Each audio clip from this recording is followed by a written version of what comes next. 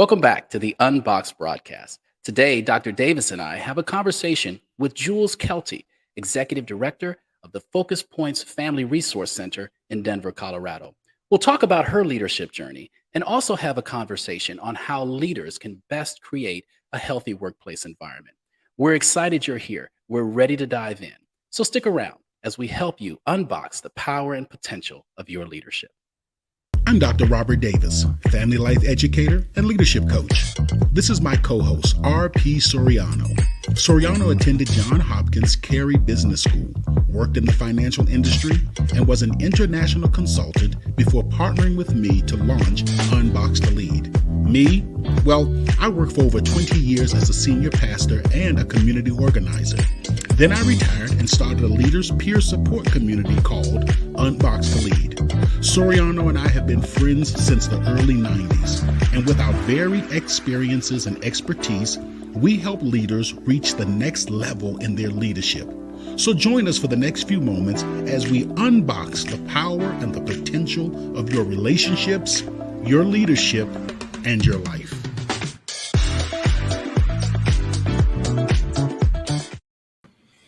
Welcome back, one and all, wherever in the world you may be. I'm R.P. Soriano, and with me once again is the hardest working man in show business, Dr. Robert Davis. How are you this week, my friend? Hey, man, working hard as always, man. It's so good to be here. How are you doing today? No complaints, man. I'm very excited. Today, we're joined by a very special guest that I've personally been dying to have on our broadcast for a very long time, Jules Kelty. Jules, you were an invaluable part of our pilot program for the Leaders Peer Support Group, and also helped us with our focus group for building Unboxed to Lead. And your insights have been priceless. And as I say, they're the gift that just keeps on giving. So thank you so much for being a part and a friend of Unboxed to Lead. And we're delighted to have you here with us today. Thank you, Raphael. Thank you, Dr. Davis. It's great to be here. And yeah, it's my pleasure. Thanks for inviting me into this space. It is our pleasure as well. So I want to remind everyone to please like, share, and subscribe to the broadcast. Also, be sure to follow all of our social pages. And finally, you can visit our blog page at www.unboxedtolead.com, where you can access all of our past episodes and webinars.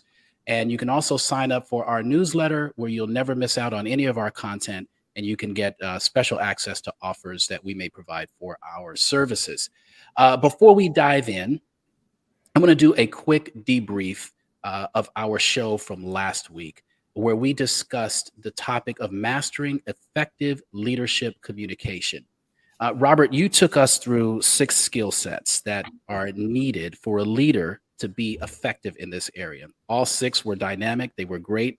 This wasn't necessarily in chronological order. There were just 6 points.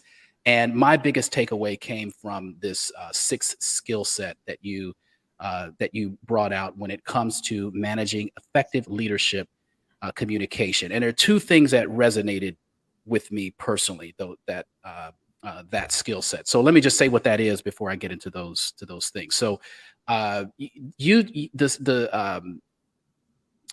say that that what is important for leaders in maintain or having effective leadership communication is to stay connected.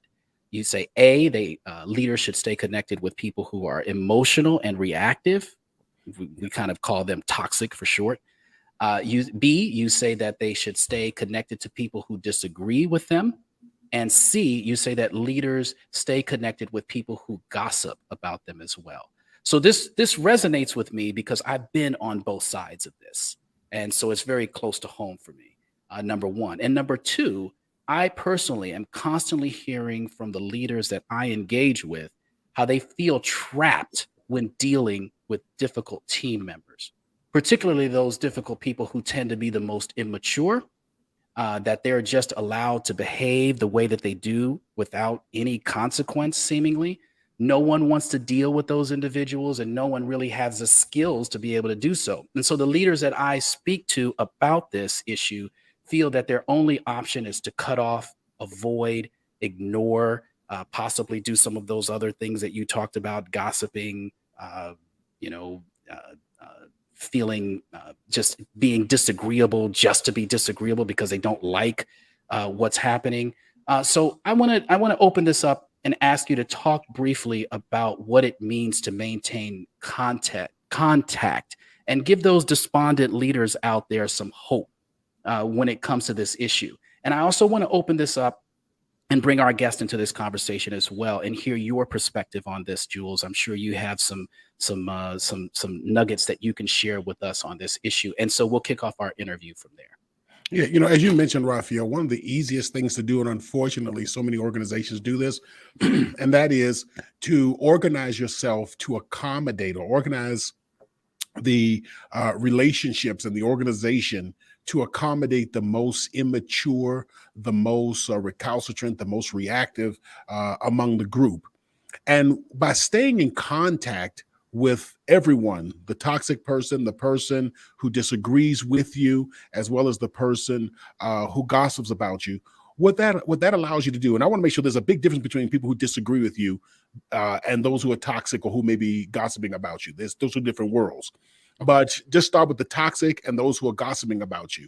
The reason that it's so important to remain in contact with them is because your level of maturity will actually help to elevate their level of maturity. As you are beginning to practice the best authentic leadership strategies, and I hate to use the word strategies, but as you're just practicing being your authentic self, living by your guiding principles and showing who you are and modeling responsibility, modeling maturity, modeling healthy relationships, that in and of itself helps to elevate and to raise the level of functioning of everyone on your team. So what happens if you talk about the opposite of that? What happens when the leader disconnects and says, I don't want to be bothered, especially, and I know Jules can talk about this, in some nonprofits, you don't have the authority to fire certain people. So you're kind of stuck with them, and you have boards that are dysfunctional, and you're kind of stuck with them. So if you just say, I'm going to push away and just have nothing to do with them, then what ends up happening is they are never, one, held accountable, but second of all, they never have anyone who is modeling to them, because most people just start to gravitate to people who will affirm their position, who will tolerate their behavior, or who will accommodate their dysfunction. And so by you remaining in contact, it helps to elevate their level of functioning, which in turn elevates the level of functioning for the entire organization. So that's why remaining in contact is so essential, so important. Got you. Jules, what are your thoughts? I'm just taking rapid notes over here. I wish I'm going to go back and listen to that episode. I think his advice is great. I have been on both sides. Not proud of it, but I participated in gossip before. And then I've been the leader where I've seen the consequences of that happening, not addressing it. I remember seeing it, actually, I think it was when I was in your leadership group, Robert, and I had some employees I suspected where every time we'd have a meeting, they'd go on a walk after the meeting. And I think they were having a post-meeting discussion about it. And Brene Brown talks about that as well. And I remember thinking, I should talk to them about it. And I just ignored it. I was like, I just don't have the bandwidth to do that. And it ended up, really hurting the organization in the end. They left and they took some people with them. So I think it's great advice. I mean, after that, I won't ever do that again. If I see it, I'll talk to people. And it's funny, you ask about family relationships, and I thought about my grandfather, Papa Phil. His family, they were Italian immigrants, and he was a principal for many, many years. And he always taught us, he said, don't lower yourselves to other people's level, raise them to yours. And we were telling that story, I thought of Papa Phil, and he was a principal, he was a vice principal. He was a coach. He was the first coach to take the East High School baseball team to the state championships. He's still in the East High School Hall of Fame. And honestly, Robert, until you just said that, I was like, oh, that's what Papa Phil was meaning. Like, that's how it can show up in leadership too. So it was really nice to hear you give that explanation. Thank you.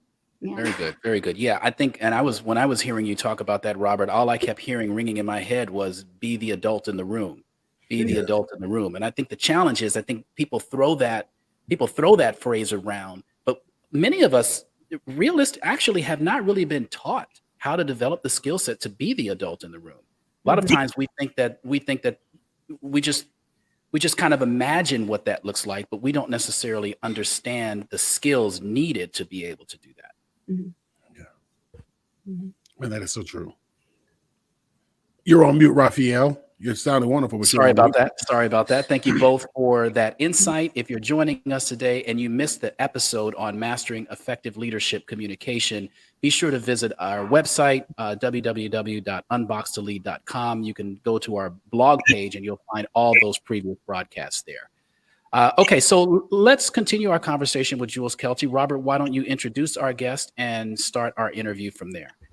Jules is an amazing leader. I mean, I think that just about says it all. She is recognized here in the city of Denver as being an extraordinary leader within the nonprofit space. She's a professor and teaches on nonprofit leadership and just leadership as a whole. I want to say it's at Regis. I'm probably getting it wrong. Is it at Regis? Give me a nod if I'm correct. No, it's University of Denver, but that's okay. I Very apologize. It's okay. It's okay. It's at the University of Denver. So this is not just something that she teaches in a classroom. She also models and lives it in her everyday work. And I heard her talk about Papa Phil. And I'm just going to start off by asking you, tell me about your family. I'm curious at how, and you just shared a tidbit of information about how your family has influenced your leadership. Tell me a little bit about your family construct, how many brothers and sisters you had, your mother and father's relationship, whatever you want to just share. But tell me about your family and then help us to reflect on how that shaped your leadership.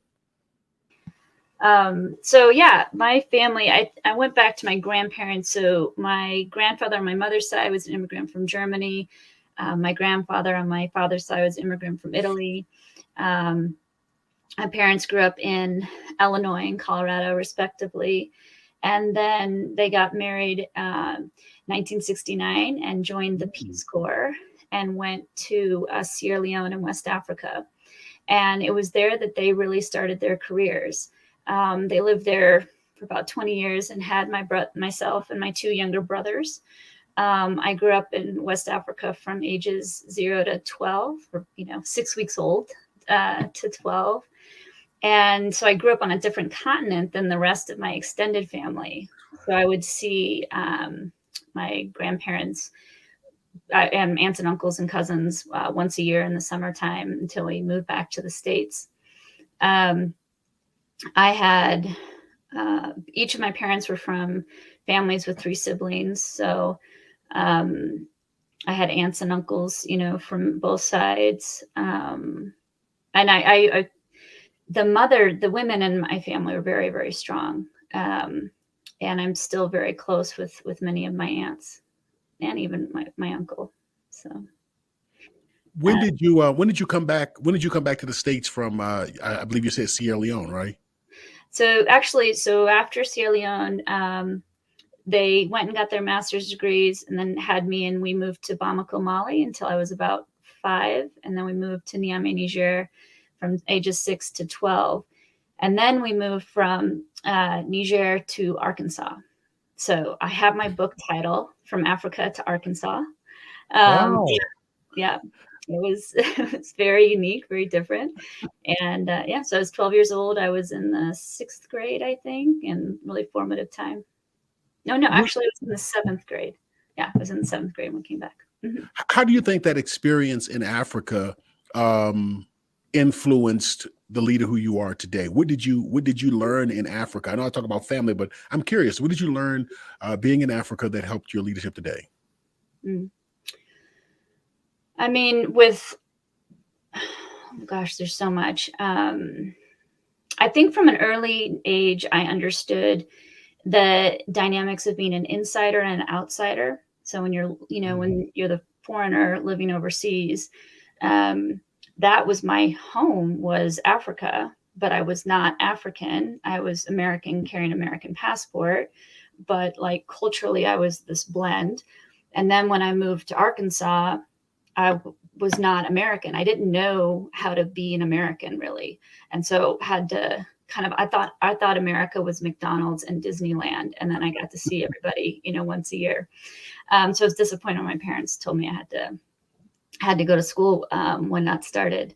So I think like I always understood, I would notice, and I talked to friends that grew up over there. We all noticed insiders and outsiders are very attuned to that because we've been in both places. I think in Africa, one thing that stood out really different than the United States was it was truly a community raising children. And so it wasn't, I remember like if I got in trouble, which didn't happen a lot, but sometimes it was not just my parents who would discipline us. It was, anyone in the community could. Everyone was invested in the child. And when we moved to the United States, it was much more singular. And that might have been just because we were the outsiders, but it didn't have that feel that that the whole community was involved in raising children. And so from my work with Focus Points Family Resource Center, we work primarily with the Latina immigrant and refugee communities, and they're very community oriented. And that for me has been a home at Focus Points that I'm working with communities that value coming together coming together as families, as community, and really to care for children too. I want to dig a little deeper into this insider-outsider dynamic, because I think that not only when we are in other countries or we move to other states, but even within our workplace, especially when we talk about onboarding new staff members, you come on as the outsider. You're the new kid on the block, as it were.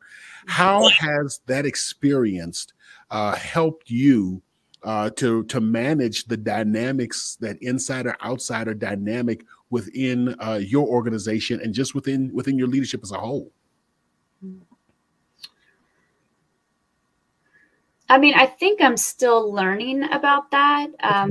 I haven't always been great about onboarding new staff because I don't know why. I mean, maybe it was because like I had to figure out being new, so I kind of assumed everybody knows how to figure out how to be new. But I've gotten a lot better at it. I think great leaders have this insatiable desire to learn, and I'm always willing to learn. And so I've learned more about 30, 60, 90 plans and how critical those are to loop back to people. And it's small things like it's not small, but it's big, like making sure someone has a welcome lunch, right? And doing those kind of like rituals to bring people in the space. Those rituals are equally as important when someone offboards too, right? Everyone is honored regardless of how it's happening. Everyone's honored for the time that they gave to the organization. So that's kind of my answer for people starting. I think I have a good intuition around noticing when people might be going astray or feeling left out. I'm learning to trust that more. And just what you were saying of being connected and checking in with people, just, the power of just saying, I see you. I don't know what's going on, but I see you. You're an important part of what we're doing. People do get left out in organizations. I'm glad that you brought that up. How do you, and I don't mean to just hit you with a rapid fire, but this is a very enlightening conversation, and I think leaders who watch this are going to benefit from it. I'm interested as you're talking in how you said that you just kind of instinctively will notice when someone is kind of on the outside position, or when someone is not, if someone is being left out. What do you do, or what have you found to be successful in bringing those individuals back into, or bringing them into the larger group? I have about 50 employees. We've kind of fluctuated around that number. So I feel like that's a big number for me. And sometimes it is hard to check in with everyone. So one thing I've done is actually go to the supervisor and say, hey, I've noticed that. Have you checked in with so-and-so? I'm kind of seeing this. So also using who your supervisors are and the leaders within the organization to help you. I've tried to be more intentional about naming things when I see them. I'll do little things like write people a little note. I know there was one staff member who was working really, really hard and covering for another staff member who was out on medical leave. And I just wrote her a little note and gave her a $5 gift card to Starbucks. Like she doesn't report to me, but I just wanted her to make sure I wanted her to make sure, I wanted her to know that I saw her, right? Because she was just working so hard. And I think, I'd have been alone in that period. Yeah, I don't know. For full disclosure, and I'm gonna bring Raphael in because in full disclosure, Jules and I are personal friends. We go hiking together, we eat lunch together. This is just my buddy, and so and I hope that she views me the same way. And so she and I will just dominate the conversation. So Raphael, I'm gonna go ahead and let you come in at this point, because if I don't, trust me, Jules and I can talk easily for another hour plus. So I'm gonna bring you on in. Yeah, there's a lot of, especially talking about being I guess what we call third culture kids, growing up in Africa. I mean, I'm in Singapore. I have young children. I often think about that. How American are they actually going to be? Even though they go to an international school, they don't get the taste, the smell, the intuition of what it means to be an American. And yeah. Well, that's not uniquely American, but that is certainly a part of it. And I often wonder about what their life will look like, especially if we think about staying in Asia over, a prolonged, like if they finish high school here, what would it be like for them to go back, west to go to school or college, or university, or whatever it is, whatever their future holds. So hearing you talk about that really started to kind of hit me hard to think about. Yeah, that's true. I mean, they are not quote unquote American in a lot of ways. They've been here since they were very young. So it's they're kind of missing out. Like you said, all they think about is Disneyland and the beach or something, whatever we go in the summer times whenever we go back. Right. But I want to give you a chance to talk a little bit about your organization and what it is you do and what your organization focuses on, because we kind of touched a little bit on that with respect to you talking about how important community was when you were in Africa and how you see that in the population that you serve. So talk a little bit about your organization, what you do there, and what the mission is there. Great. Thank you. I'm glad you know about third culture kids too. I love it that you identified that. So Focus Points Family Resource Center, we've been around for 27 years. We're located in Northeast Denver area. And like I was saying, we serve the Latinx immigrant and refugee community. We serve about 2,900 individuals every year. And our mission is to build better communities by strengthening families. And we do that through 4 primary pillars. We have a lot of programs. We kind of put them in 4 buckets. We do that through family support services, community resources, education, and economic inclusion. I can go more into each of the pillars, but really what we're hoping, the impact we're hoping for in families is to ultimately create personal and family sustainability for families and financial stability. And I love the work that we do. And so how does a family come in contact with Focus Points? Is that through other organizations that introduce these immigrants to your services? How do they come to know you? Well, we have overhauled our website and we've updated all of our social media platforms, and we have gone through a whole rebranding. And still, when we survey our community, the most common way people hear about us is through word of mouth, which I think of as the ultimate compliment. But it's really like, hey, have you gone here? They've been great to me. I think part of that is that in serving immigrant and refugee communities, you have to be a safe space. And so once you just show that you're the safe space, right, people will tell others that's a good place to go and get some help. And then there's also, being part of the refugee network, we actually get formal referrals that way as well. I see. I don't know how appropriate this question is, so you don't have to answer it if it's inappropriate. But I'm wondering what some communities, some states, some cities have refugees from specific regions of the world that they take in. Who have you primarily connected with, or refugees from different parts of the world that you serve? Yeah, well, Colorado is considered a refugee-friendly state, immigrant and refugee-friendly state. And so it really, who we've interacted with has always been a reflection of the current waves. So for a while, we were seeing a lot of Syrian refugees. And then right now, we have a lot of Venezuelans who've sought asylum in the United States.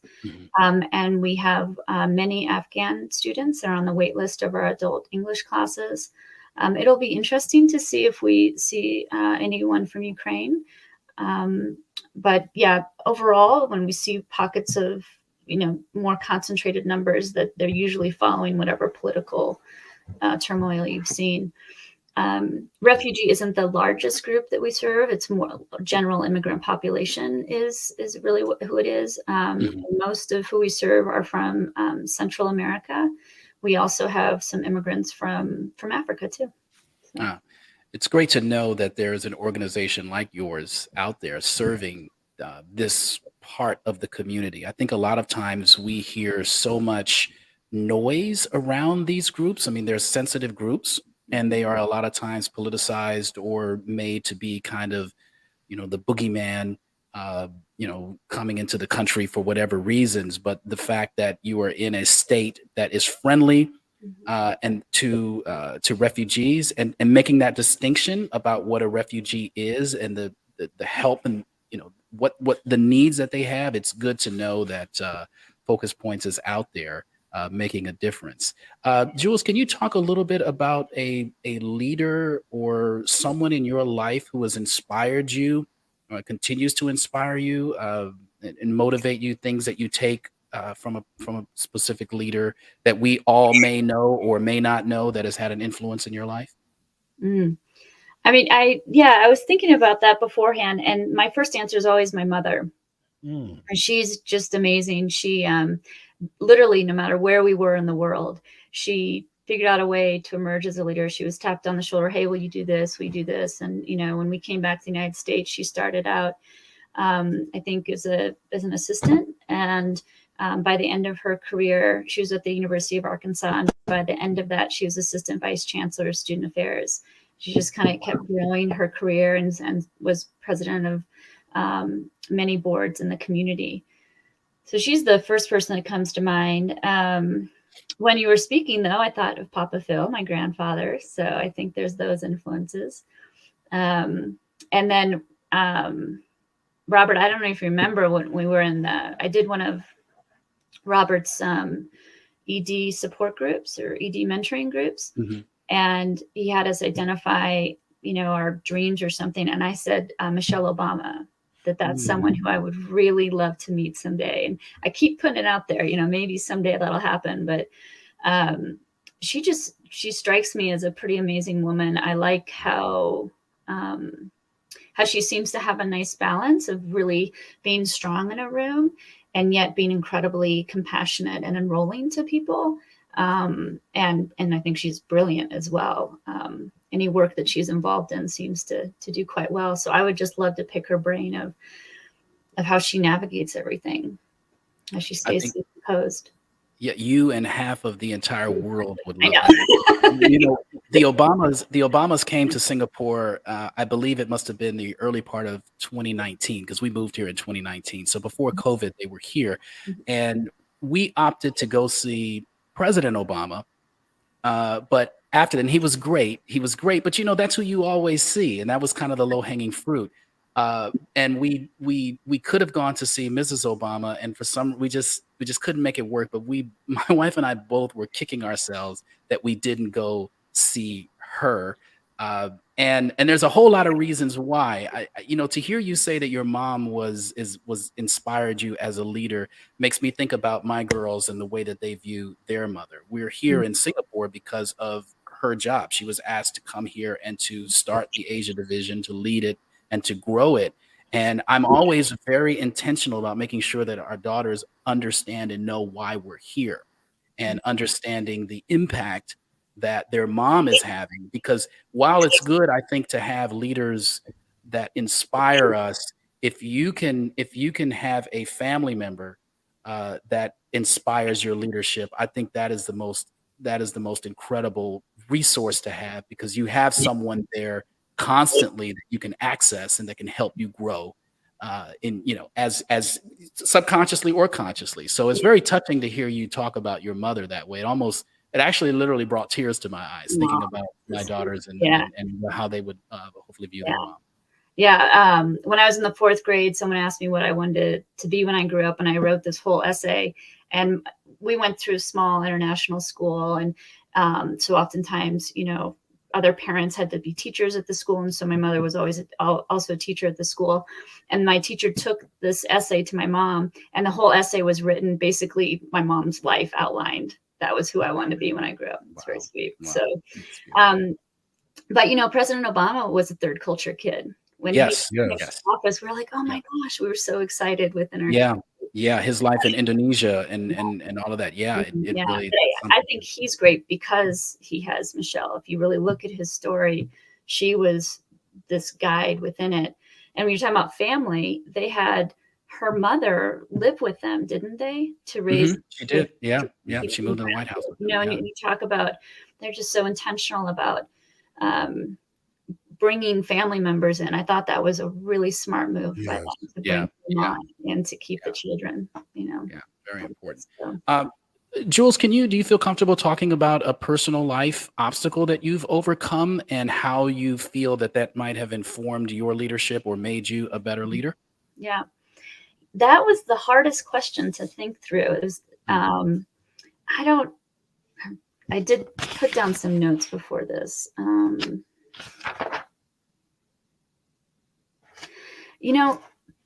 I had a hard time on that. I mean, I think I think actually the move from between 2 countries was really hard. That was certainly an obstacle. I was assaulted in college. That probably influenced me. I think for a while there, I'm a stepmother, so I have a 19-year-old and I have a 12-year-old daughter. Mm-hmm. And during the early teen years, that was challenging. Mm-hmm. Mm-hmm. I think that those are some ones that pop to mind. I'm sure there's others. And I think, like, if I was to bring the theme together,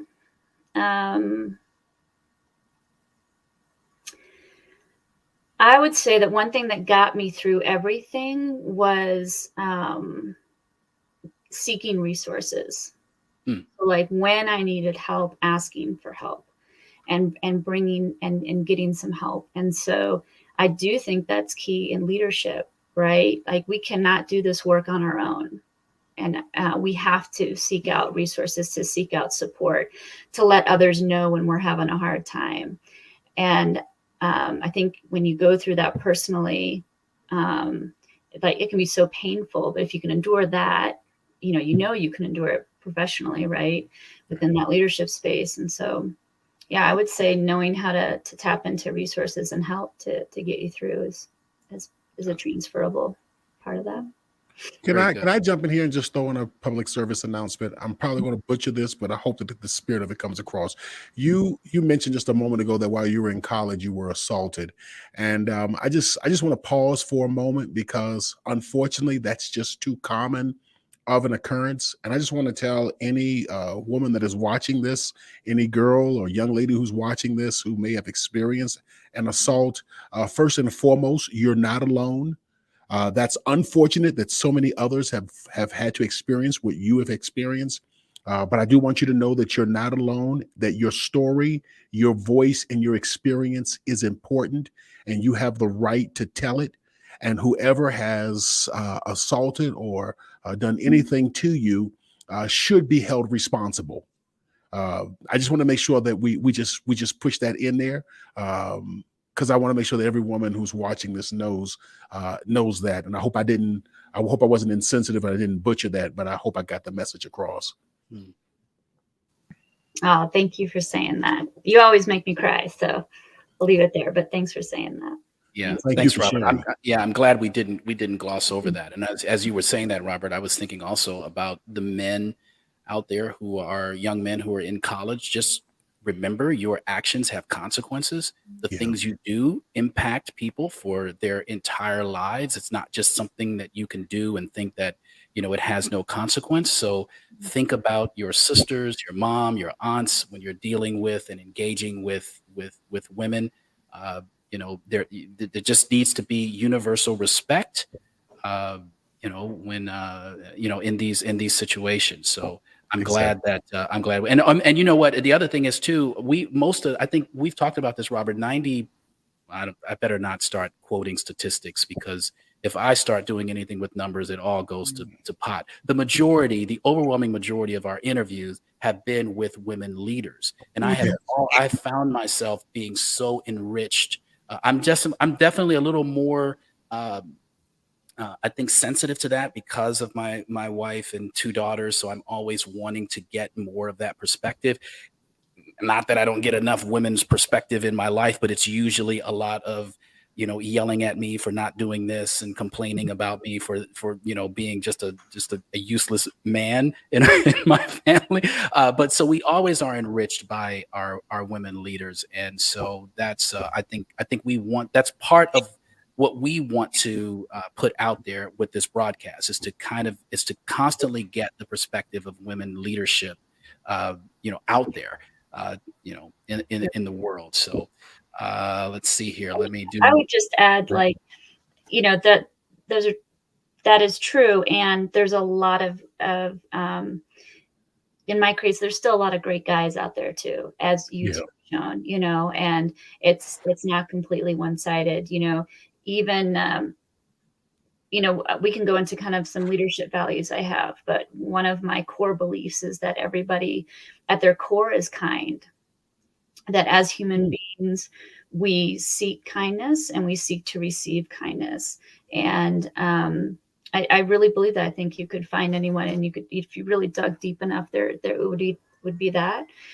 And that you can get, I think most things can be worked through in conversation too, ultimately, but really hard conversations and digging in. So, yeah, I still have those beliefs, even though I've been through some obstacles, I still believe in humankind, capital KIND.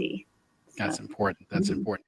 Unboxed provides a full-service leaders peer support community that helps high-level leaders become more authentic leaders who build healthy workplace cultures and reach their personal life goals. To learn more and discover how we can take your leadership and your life to the next level, please visit our website at unboxedtolead.com. That's unboxed, 2lead.com.